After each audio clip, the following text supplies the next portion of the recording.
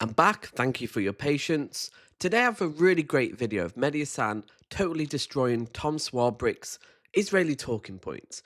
It's a fascinating case study in just how the media has been complicit in this genocide, so let's get straight into the video. Mehdi Hasan is editor-in-chief and CEO of Zeteo news platform. Thanks for coming on the programme, Mehdi. It's good to see you again. I wonder what we're to make of these reports. I mean, I would say don't be surprised by these reports. Some of us have been saying for 22 months that this was the goal, that this was never about hostages. This was never an anti-terror operation. This was an excuse by the Israeli far right, which controls the Israeli government right now, to use the horror show, the massacres, the war crimes of October the 7th, to go back into Gaza and take back the land. It's always been about the land for these folks. And they're not hiding it. They've been saying it for months. And now Netanyahu's saying what his own cabinet ministers have been saying for months. Every time I came on a show like this and cited a cabinet minister, someone from the pro-Israel side would say, well, they're not the prime minister, they're not the main person, they're not in the war cabinet. Well, now you've got Netanyahu being quoted by security sources saying that this is the plan. They're doing it. They have a green light from the president of the United States. And this is what many of us warned about and worried about. I guess part of the answer, or could be, unless you're right, that the whole aim was to reoccupy Gaza, that if Hamas were to release the hostages, there would be, one would have thought, no logical need to go and reoccupy the whole of Gaza until they do. So a couple of things. I mean, we've been in hostage negotiations on and off for 22 months, especially since last summer when Joe Biden put out that plan and it was supposed, they blamed Hamas and the UN were involved and we've had back and forths. We had a ceasefire, let's not forget, Tom, earlier this year. Donald Trump, a man who I don't like to give credit to for anything, came into office shortly before he was sworn in, got this ceasefire. Some of us warned it was a fake ceasefire. It lasted only a couple of months because the Israelis never planned to stick with it. And Israel unilaterally broke that ceasefire, went back to war, imposed a siege, blocked infant formula and nappies from going into Gaza, and we are where we are. Israeli ministers, Tom, just to be clear to the LBC audience, say again and again that the hostages are not their priority. Those are not my words. The finance minister has said this. The settlements minister has said this. The heritage minister has said this. In fact, last week, Eliyahu, one of the ministers in Netanyahu's government, said we are racing ahead to totally destroy Gaza. We're going to make it all Jewish. I mean, there's no mention of the hostages in that statement. They have a very clear ideological goal, and, when people tell you who they are, believe them the first time. So what do you see as the... And also, look at their actions. They clearly do not care about the hostages, the way they're just completely just leveling Gaza. 80% of Gaza just obliterated. So let's not pretend they care about these hostages because they've got precision military equipment. They could be doing very accurate attacks, but they're not interested in that. So let's not pretend that they care about the hostages. If there is, what is the day after this war looking like, more and more, in your view? Yeah, so that was a question posed. I mean, I've been talking about this since the very beginning, both when I was I had my show at MSNBC, and then I've been doing interviews like this. And when I'm asked that question, the assumption is the war is ending. And I don't think the war is ending. I think Netanyahu, for both political and ideological reasons, is dragging this out. His own generals have told him there's no strategic value in dragging this out. I don't know if you saw on Sunday, I think it was, 19 former Israeli security chiefs, the heads of Mossad, Shin Bet, the military, the police, have come out saying there is no strategic goal here. We are not winning this war. We have not saved the hostages. This is about Netanyahu trying to save his own backside from going to prison. This is about him preserving his cabinet. So the premise of your question is slightly problematic because it implies there is some end point when the Israelis have made it clear there isn't an end point. This is full-on ethnic cleansing, and the President of the United States has given them a green light. Recent history, relatively recent history, suggests it doesn't go well if you try and occupy a part of the world that is fundamentally hostile to you, to the forces that are going to attempt to occupy it. You'll be in... Such a strange question. There's been an occupation for decades. They act like, oh, they left in 2005. No. They have had control of the air, the sea, the borders. It's such a strange framing. And it is, he seems kind of somewhat, moderate, neutral, but it's clear that where his biases lie. And it's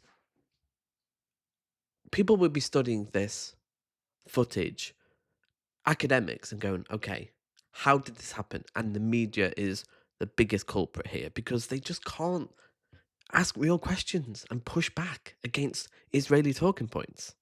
You'll be in something close to a forever war. Yeah, which is what. So two things. One is you're right, and that's why so many. It's what fascists want. If they get rid of Hamas, they'll just go after the children. Like, they see the children as enemies. Like, this isn't ending. They need a constant enemy. Military chiefs and experts are saying we shouldn't be doing this. There is no military value in occupying Gaza in this way. That's one point. The other point, of course, is that, let's just be clear, again, for the LBC audience, just to understand the law here, Gaza is occupied, according to the International Court of Justice, according to the United Nations. Even though the Israelis pulled out their...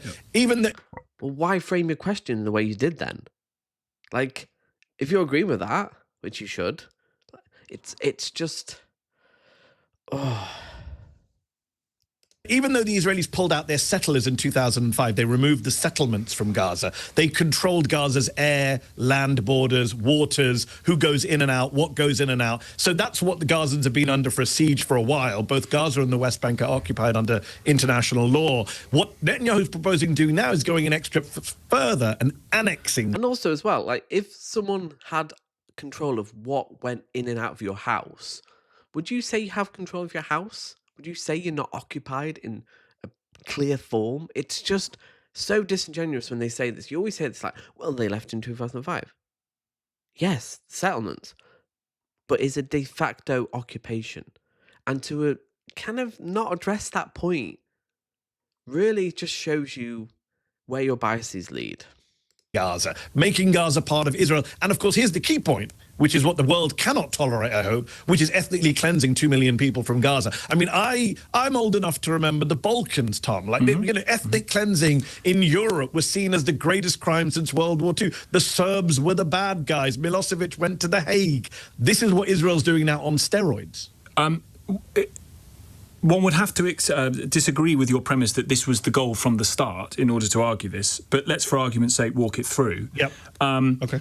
That if Hamas were to surrender and were to disarm, there would be no need, in theory, for Israel to worry about the security threat coming from Gaza if the organisation that committed terrorist atrocities on October the 7th ceased to exist. Yeah, but I mean, if it ceased... That's such a strange framing. Maybe if you just focus on the occupier, like, well, maybe if Israel weren't occupying Gaza and the West Bank, then Hamas would not exist, which is true. Hamas only existed in the late 80s. They were peaceful in the beginning. Now it's not so much. Like, get to the root cause. But he can't do that. He's incapable of actually asking real questions. He constantly moves around. To exist, sure, but like that's not how international politics works, right? You can't just fantasize a solution and make it happen. They do exist, right? They do exist. They are fighting. They haven't been destroyed by Israel. I mean, Israel's failed in its own goals of destroying Hamas. If that's a goal you support as an Israeli or supporter of Israel, it hasn't happened. That's why these 19 security chiefs are speaking out. The 19 security chiefs who are speaking out, the former heads of Mossad, they're not pro-Hamas, Tom, are they? They're not. No one would accuse any of them. They're saying that this is a war that isn't working, right? If anything, it's helping Hamas. Some of us said this on October 8th, 9th, 10th, Obviously. 2023. If you do this, all you're doing is you are perpetuating the violence. If you kill thousands of Palestinians, leave thousands of Palestinian children orphaned, what do you think they're going to do other than join Hamas? If you destroy Hamas, you don't think... But was that a rejection, Mehdi, of any attempt by Israel to kill the people who committed October the 7th? Were you implacably opposed to any sort of... It's always this straw man, like, essentially, what were they meant to do? What was Israel meant to do? It's just so weak. He has nothing, really. Like, he's kind of going about, like, oh, we can't talk about that, we can't talk about that. It's, like, insane. Not at all. Not at all. No. Not at all.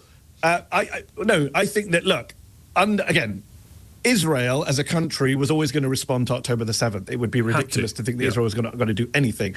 The issue is how you respond. Of course. And those of us who had seen Israel in 2014, in 2009, in 2018, remember, the world did not begin on October the 7th, Tom. We have precedents. We have history. Israel's been bombing and besieging Gaza for decades. The 2014 war, they killed hundreds of Palestinians, including kids. Yeah, but you never hear the media say that. They always frame it October the 7th, Hamas. They never look at the wider context. So he's like, yeah, agreeing. Well, do that then, Tom. Like, Put it in context for your audience. None of us, even I didn't imagine it would be this brutal, this prolonged, this destructive. It's an actual full-blown genocide at this point. So the question is, can Israel respond when its citizens are killed in a horrific massacre? Of course, every country should have a right to protect its citizens from being massacred, but no country has the right to do a genocide as part of its counter-terror operation. That's what you want to, or B, revenge. And again, this was always about vengeance. There's been reporting in the Israeli media, Tom, that from the very beginning, they were bombing sites that they were told there might be hostages there. And they said, we don't care. If you read the reporting from Plus 972, they were saying, we don't care. It was never about the hostages. It was about vengeance. It was about using this as an opportunity to go and try and destroy Hamas. It was about taking back the land. Obviously, you use the word genocide there. That is an opinion rather than a fact of the court who have to... Would you be saying that if it was anywhere else? At least 100,000 people killed. Conservative estimates, maybe up to 500,000. You're talking about 2 million people packed into a small strip of land. Would he be saying that? I suspect not. And this is, again, needs to be studied. Like, how, well, that's just your opinion. Well, it's the opinion of scholars and experts in genocide. I think that has authority. Rule on that for now. Can I ask you about another area? It's the opinion. It's the opinion of most genocide scholars who have looked at this. Yeah. Can I ask you about? Sure. Yeah. Well. Yeah. Yeah. I mean, we'll move on from that. We can't talk about the occupation or genocide. Yes. Well, we'll swiftly move on. Something separate that you did, which I saw the other day, a debate you did on YouTube. You really you went in for some real from one set of fascists to another set of fascists. Self-flagellation by debating, was it 20 or 25 sort of far-right guys, one of whom outed himself to you... Self-flagellation is a good term. Yeah, one of whom outed him to you as a literal fascist who described the Holocaust as, I'm quoting now, a little bit of persecution. I read that man has now lost his job. Okay, so we're talking about a genocide here, and it's like, oh, we don't know, that's your opinion. And then we talk about fascists. It's like... cognitive dissonance? Like, we are talking about the same things here. A genocide, and then it's like, oh, well, these bloody fascists. Well, look at the actions of the Israeli government. Like, oh, no, that's just your opinion. It's just insane how they are unable to hold the same scrutiny to Israel's action. He's been sacked. I wonder what you make of that. Well, no one cares, but also you're assuming that. Just like, okay, he's been sacked. Who gives a shit if a fascist is sacked for their horrible opinions? Well, I'm not sure what to believe about that, because some people online have pointed out that Connor, I think his name was, the self-proclaimed fascist who came to debate me on the Jubilee YouTube show. He claimed to have lost his job. He did that thing that lots of right-wing people do where they're like, oh, look at me, I'm the victim. He did a fundraiser, made lots of money from his far-right friends. Turns out, according to some people, and I don't know how true this is, that actually he lost his job earlier this year, and he used this as an excuse to say, I lost my job because of what I said. By the way, I should point out, he was crying about free speech, free speech. This guy and many of these people who I debated on that show astonishingly don't support the Constitution, don't support democracy, don't support free speech. So it's a little bit hypocritical when they then reach for free speech as a defense. True. Oh. Yeah, so academics will be studying the genocide in Gaza. It will be deemed a genocide, and the media will be complicit. The neutral language, the inability to criticize Israeli talking points, the same falling back to, do you condemn Hamas? October the 7th. What about the decades before? The brutal occupation? Comment below, tell me your thoughts. Why do they get away with it? How is the media able to just not push back on these talking points? And I'll see you in the next video.